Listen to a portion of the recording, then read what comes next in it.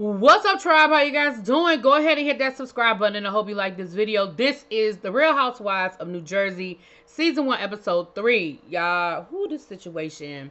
Y'all really got me into something here, okay? So we start this episode off. Teresa is taking Gia into the city to Wilhelmina's, which we know is one of the top modeling agencies in the world. She has an appointment with her because she said she didn't get the role with The Rock in the movie with The Rock, but she definitely wants to get her into, show business. So she wants to get her into modeling and stuff.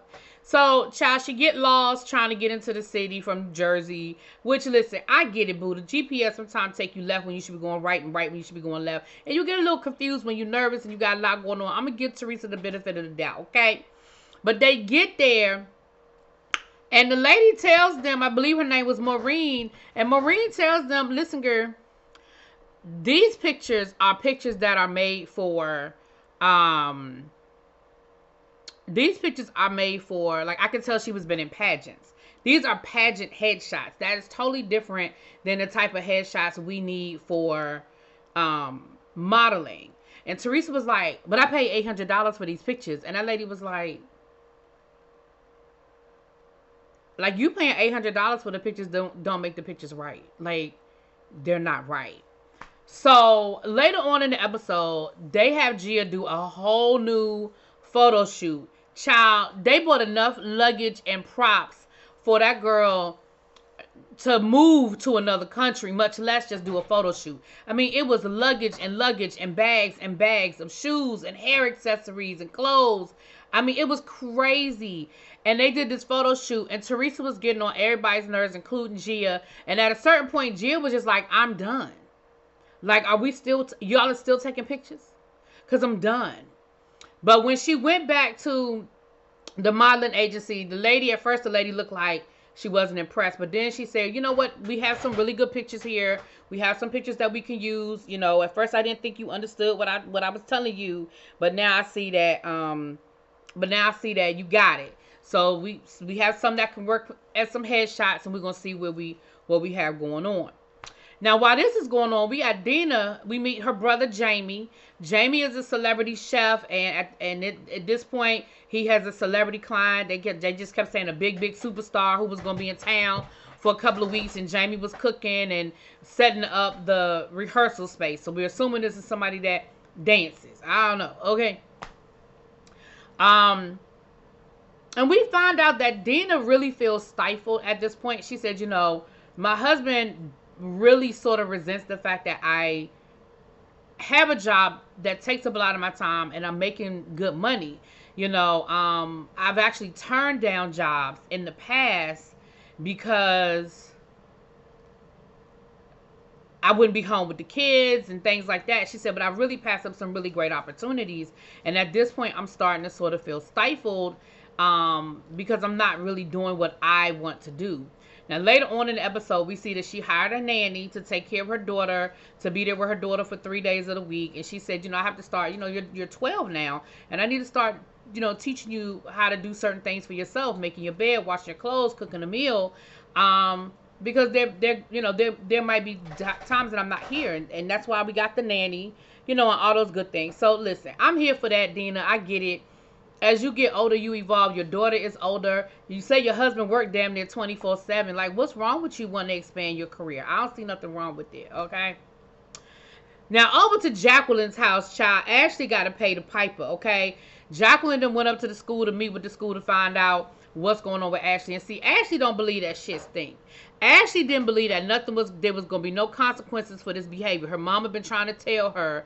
Her mama been trying to give her all this good information all school year, and you thought you was going to just be able to pull it out. Her mama said, listen, I just came back from the school, and they said between your tardies, and you did not pass geometry, and you did not pass history, which means that you cannot go to 12th grade. And I said, you better tell her like I know it. And they said, she told her daughter, she said, now, technically, you aren't even supposed to be able to come back. Because this is a private school, you failed 2 classes, and technically you can't even come back. But this is what they gonna do. And she got the nerve to say, when her mother said she failed history, she had the nerve to say, I thought you were gonna take care of that.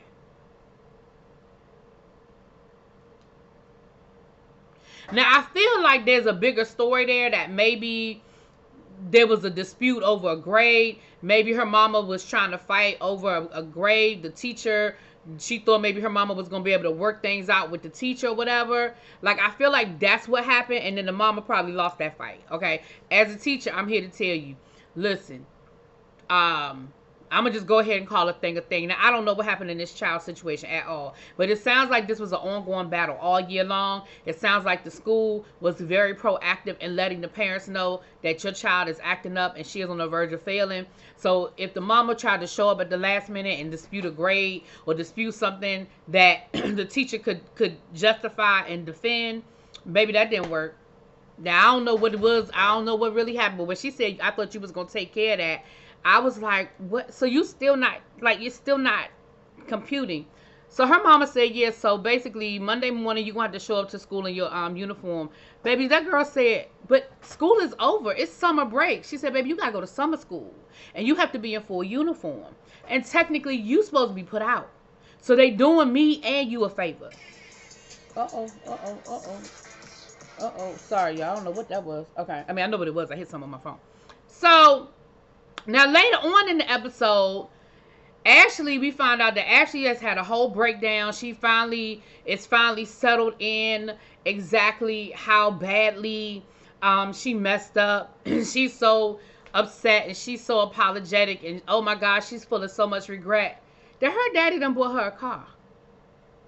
Now, the consequence of all of this bad behavior was supposed to be that she couldn't get a car.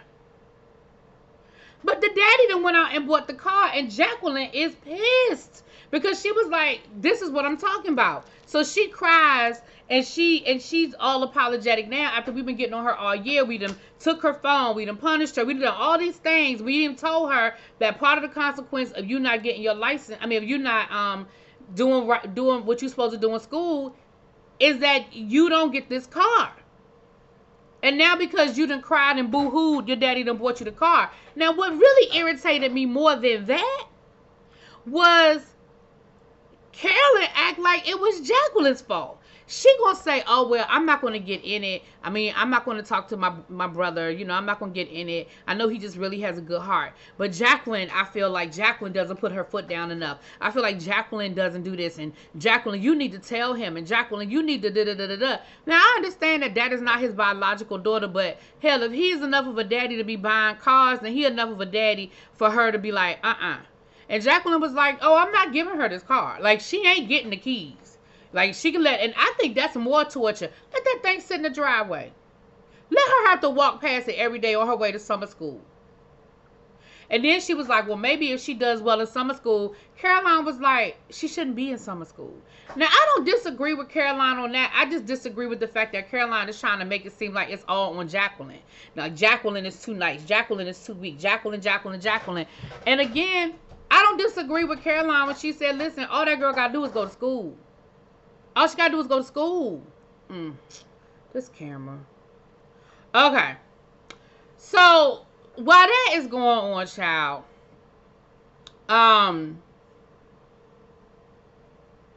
Caroline got her own issues with her daughter. Now, you worried about Ashley. Now, you got your own issues with Lauren. Okay? Now, Lauren done told y'all, I don't know how many different ways that she don't want to go to beauty school. I don't know how many different ways that she can slice it for y'all. She like doing hair and she like doing makeup, but she is not interested in doing the whole kit and caboodle beauty school. She don't want to do no waxing. She said she not touching nobody's hoo-ha and woo-has, okay? She said that she don't even know she want to do everybody's hair because she is very selective about where she put her hands.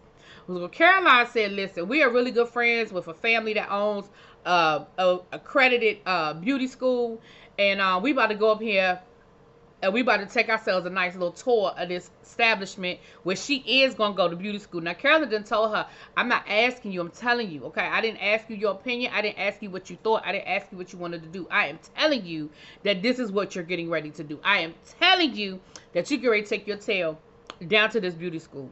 Now, we found out that Jacqueline was actually a cosmetologist in Vegas. So she sort of has the little background to the situation.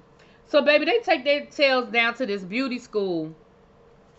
Baby Carolyn ain't feeling it. When they go into that room where the waxing takes place, baby Carolyn is not feeling none of that. Okay, Carolyn is not feeling none of that. All right.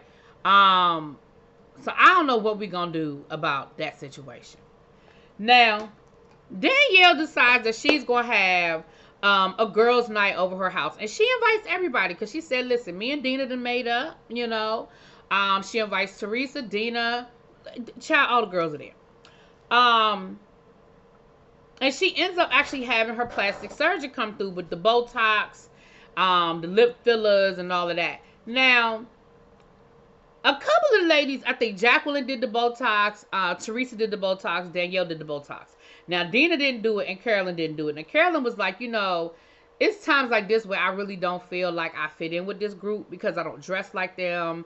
My boobs are real. Like, there's certain things that just don't really blend in with this crew.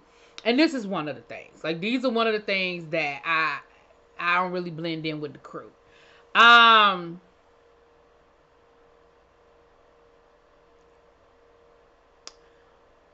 Dina sat on the sidelines and was like, oh my gosh, Botox. Like, I'm not doing Botox. I'm not doing Botox. Now, Danielle was like, see, I don't appreciate that. Like, if it's not your thing, then fine. It's not your thing.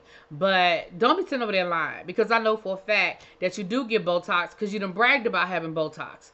And while Danielle is having this going on, Dina is on the sideline making some really nasty comments about Danielle. Now, listen, Danielle, there's some things about Danielle that I'm a little... I ain't too crazy about. But Dina, that was just rude. Dina, you were rude and you made some really nasty comments in that woman's house about her. Okay, that was just rude. And Jacqueline is sitting there in the middle like, now I'm back in the middle of this bullshit. And basically Danielle was like, and that's it. Like, I'm no longer extending myself to Dina because she clearly don't rock with me, and it is what it is. So next we see Danielle invited Jacqueline over to the house for throw some stuff on the grill, had the kids over to play around. And Jacqueline was like, I sure hope she don't want to talk about what happened at her house because I really don't feel like having that conversation. Like, I really don't feel like getting into that. But, of course, that's what she wanted to talk about. And she was like, I'm thinking about, doing this big party for, my birthday. But, of course, who's not invited. She was like, I'm not one for tit for tat. So, it's not like I'm not inviting her because she didn't invite me to y'all's girls' night out. I'm not inviting her because she was rude at my house. And I didn't appreciate it. And poor Jacqueline is just still sitting there like, girl, I don't know what you want me to say. I don't know what you want me to say. Like, she really had that look on her face like, I don't even know what to say. Like, I'm just stuck like Chuck. I don't even know what to say.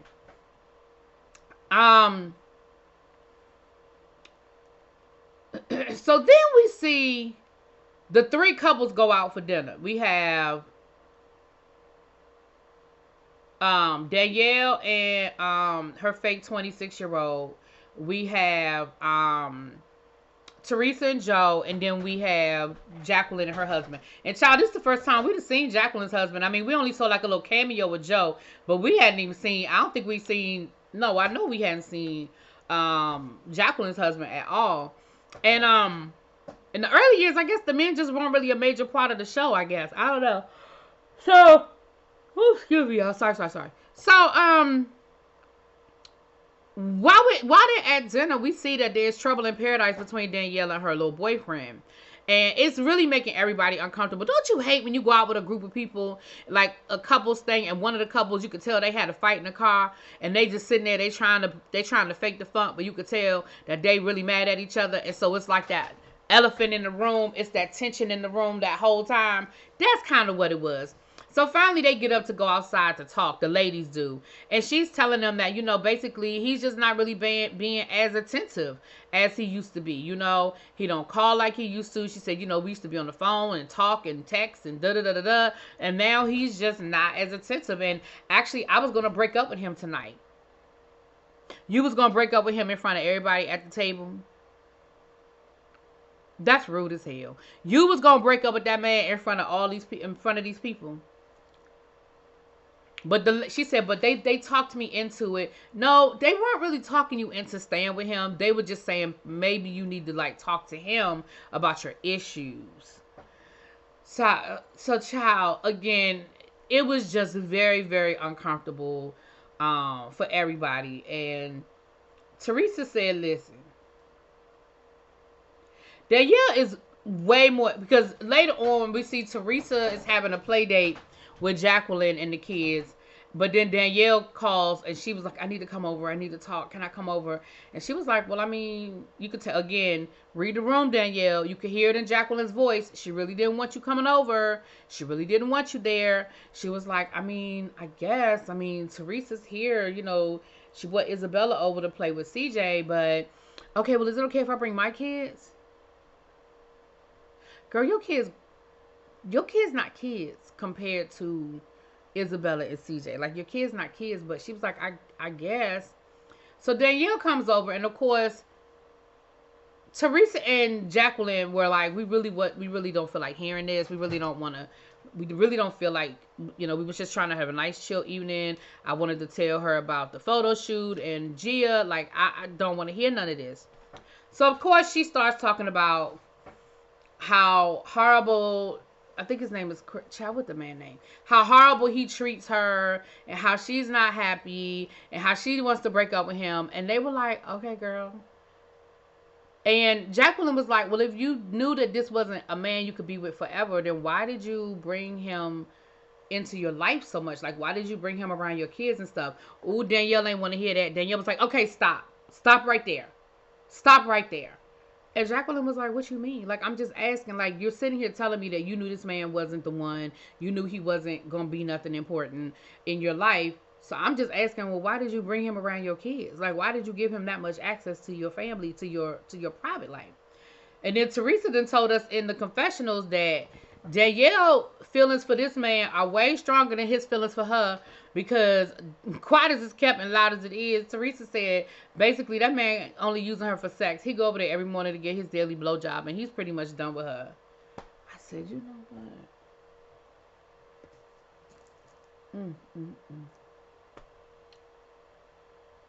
Sure. And then when Danielle leaves, Teresa and Jacqueline start gossiping about Danielle, like, word on the streets that said some really nasty things about her. And I really don't know what to believe and what not to believe. But to be honest with you, I'm just really tired, So they done said that the girl a scripper. They done said that the girl steals people's husbands. Like, it's a whole lot of, it's a whole lot of who said who said what. And it looks like in the next episode, child, we're going to get some answers. But that is pretty much where the episode ends, honey. I said, ooh, this is going to be good, child. Anyway, let me know what y'all think. I'll talk to y'all later. Peace.